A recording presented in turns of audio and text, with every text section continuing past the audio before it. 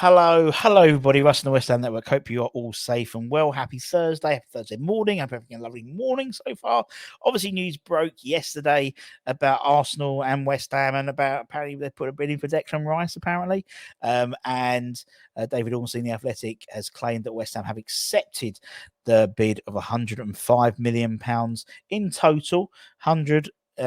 Like cash, so to speak, and 5 million with add-ons. It makes him the 7th most expensive transfer in football history, the most expensive British transfer, and the second most expensive Premier League transfer after Enzo Fernandez last summer, but only £1 million. Surely you could have stacked it up just so he had that deal. And there's been loads of outpouring amongst the fan base.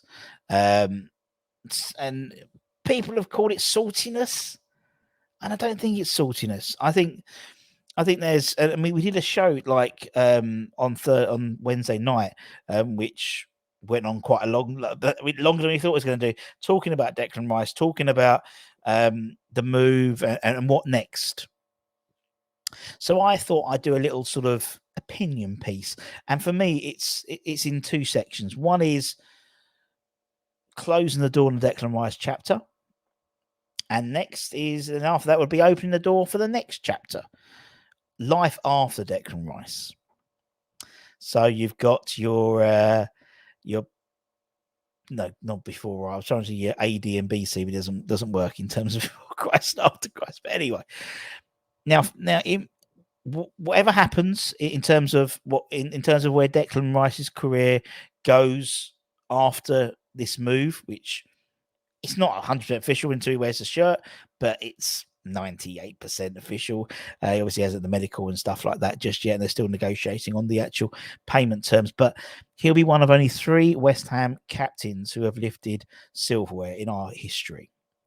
So he'll always be seen in a positive light in that way.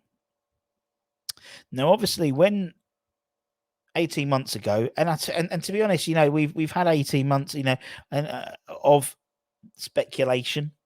Once he rejected that contract, and we can go back and say, actually, we shouldn't have offered 8, we should have offered 5, or offered what he wanted. That's sort of, for me, that's when sort of this goodbye period started. That 18 months ago, when you reject £200,000 a week, it's cost him something like 10 million quid by not signing that contract. So for me, that was already sort of a step out of the door. And to be fair, we've probably had him for about 18 months longer than we should have had. And if we sold him then, we maybe have sold him maybe 30, 40 million pounds. Who knows? Not the 100 million pounds. We've done very well. Dan made a really good point yesterday in the show. He goes, out of this whole saga, West Ham have actually come out of it on top. And we have. We said we wanted at least 100 million pounds, by all accounts, 120 million pounds. But I think realistically, once we hit that 100, 105, we were going to be, to be honest, Arsenal that was their first serious offer.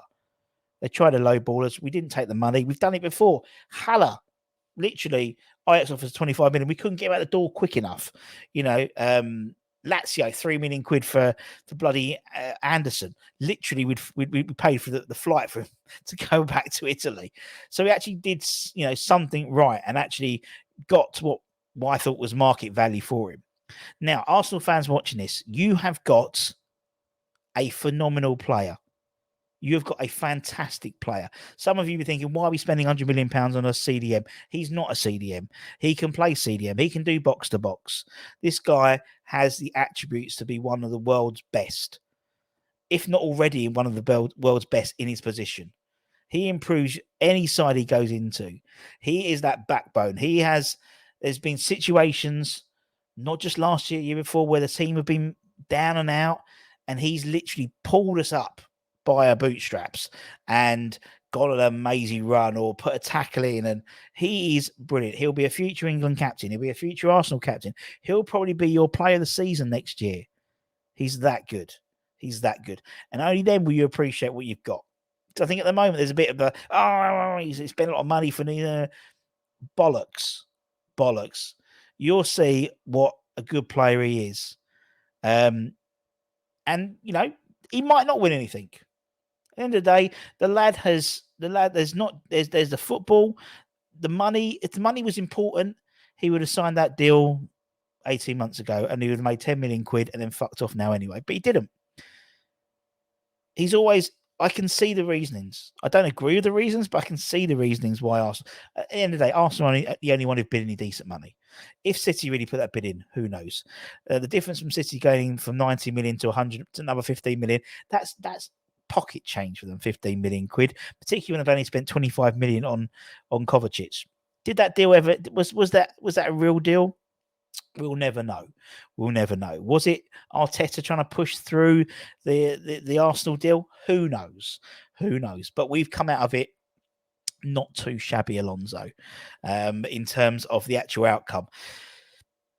Now, Arsenal's a project. West Ham's a project. And, we can go back and look at actually if we'd invested that money, we gave him the right contract, and if we'd invested the right players and built a side around him, he may well have. But football's if buts and maybes. Unfortunately, it's happened now. Arsenal, there is a project there.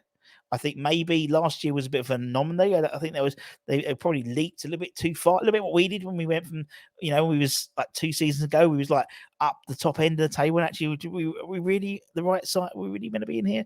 But the whole thing with COVID, I think we had a good COVID as a football side, and maybe we sort of jumped a little bit too far ahead maybe of where we needed to go, sort of in terms of the rungs up the ladder. And I think Arsenal did the same. I think there was a bit of a massive step change. I think he goes into a young Arsenal side. At West Ham, it was an older side. It was a young side that he can go in as he doesn't have to fight for the first team place. The same at West Ham, really.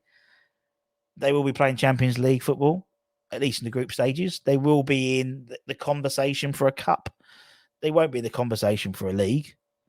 And that's no disrespect to Dec. I just think, and Anton said yesterday in the show, Arsenal probably about 4 or 5, at least 4 players away from ever competing with Man City. Man City, I think they're at the peak, so that all they can do is go down. All they can do is go down.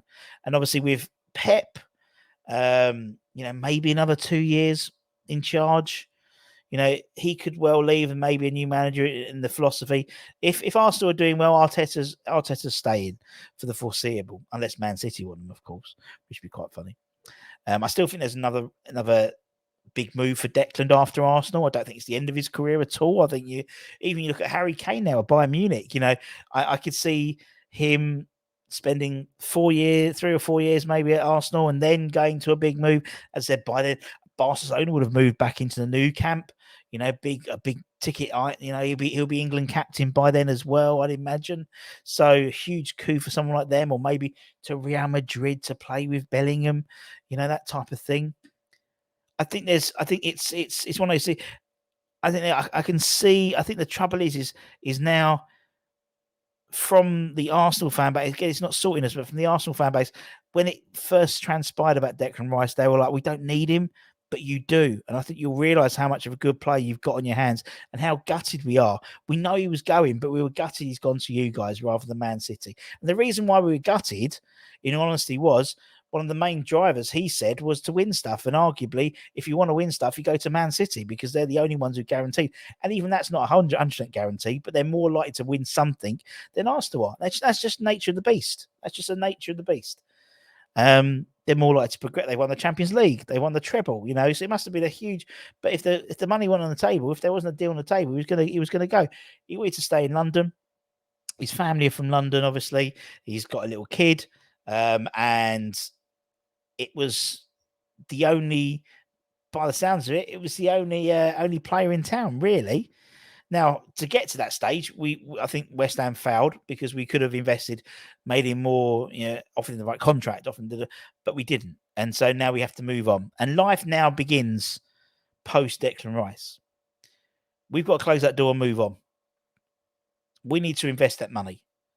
We need to invest that money wisely. Now, as so happens, if you're led to be believed, we have a new director of football coming in on Friday, or technical director coming in on Friday. Tim Steindem. Huge CV in terms of Bundesliga. Has a track record of bringing in good like players, some under the radar, and elevating them into superstars. The likes of Moussa Diaby, as I said, he picked up this young Belgian bloke on loan from Chelsea when he's at Werder Bremen, and then he goes to then this player goes to Wolfsburg, then he goes to Man City as one of the world best players. Now there's lots of others, Tatsebo, Frimpong, Thomas Delaney, Hincapié. There's loads of players he's done that with. And that's what we need. We need this money to be spent wisely. And I think there is a balancing act as well. Now, Dan put in our group chat, Dan Fandango, he put in our group chat, sort of the squad. There are holes which need to be plugged. There's a big Declan Rice shaped hole that needs to be plugged. There's probably at least one forward shaped hole, whether you think it's an Antonio shaped hole that needs to be plugged, whether it's a Skamaka, whether it's two. There's some massive deals which need to be done. I also think there's a big deal. There's a big centre-back hole which needs to be filled as well for those 15 games when Zouma at least is injured, if not 20 games a season that he's injured. There's some big decisions. We've put some decisions to the back of our minds till the next summer. The likes of Cresswell, Bonner, they've got new Fabianski, they've got their new contracts. So now it's about what we do. As I said, we've got currently, I think about 80. We've been about 81, 82 players already. Now some of them, I have no doubt, some of them are Steindl players already. And there has been, the same Rob Newman. Rob Newman didn't start officially to October, but there was some stranger transfers happening that summer before, and so there would have been a little bit of chat, no doubt, to get things moving. But this is the start of a new West. This could be the start of a new West Ham. We're not relying, now we've got. I think that the opportunity now is to develop the side to be less reliant on one player. We were reliant on Declan Rice. Declan Rice was the driving force in our midfield. He was, and then Paqueta sort of became towards the last sort of 3 or 4 months. Definitely, we need a side now, which is a side. We need a side which has got depth, which has got quality, and I hope we spend this money correctly. We spend this money wisely. As I said, it's the 7th most expensive transfer in the world ever. It's the biggest British transfer ever, the 2nd biggest in the Premier League, and it's critical that we use this money wisely. Now, talks are, apparently we've been talking to Alex Scott's agents, we've been talking to Dennis Zakara's agents, we've been talking to Jonathan Tarr's, and we've been linked with Harvey Barnes. Obviously, Maddison going to Spurs. Does that give the price tag for Harvey Barnes? And there's going to be a lot of moving parts, but what I'm hopeful is, with the appointment of Tim Steindl, we'll have someone who is recognised in that spot. He's recognised to not waste it and spend 70 million on a player who's not going to be the right, with no sell-on value, with no development. We can't do that. We can't afford that. We need several players for that money to be spent wisely, and hopefully we can do that. With that being said, we'll have the daily show, the lunchtime show. I'll be doing a Rusty Rumour roundup. We'll be adding to that 80 list probably. We'll have Hammer's headlines with more transfer rumours. There'll be loads of stuff coming up. But let me know your thoughts. We know we've got 105 million pound in the bank. It's not in the bank, we know. And no club everyone owns each other's money and percentages and stuff like that. Who do you buy? Actually, let me change that question. Who do you buy first? We've got so many areas I think we need to develop, we need to improve. Who's your first player? Who's the first one for the door? Who's the one that we're going to pin the kit launch to? Don't forget, we did it with Haller, do you remember? And he was just tagged on at the end with the purple shirt. Who's the first player you buy? Let me know in the comments. Be fascinated to see what people say. And go back and listen to us trawling about Declan Rice last night as well. But if you, we are spitting distance away from 20,000 subscribers, which is incredible. So cheer us up by subscribing. As I said, don't fall in love with players. That's the worst thing to do, particularly lone players, but any player don't fall in love with. It's like a massive breakup. Anyway, take care, stay safe, stay warm, stay humble, have a great rest of the day, and I'll speak to you later on. Bye-bye, my friends. Ta-ta.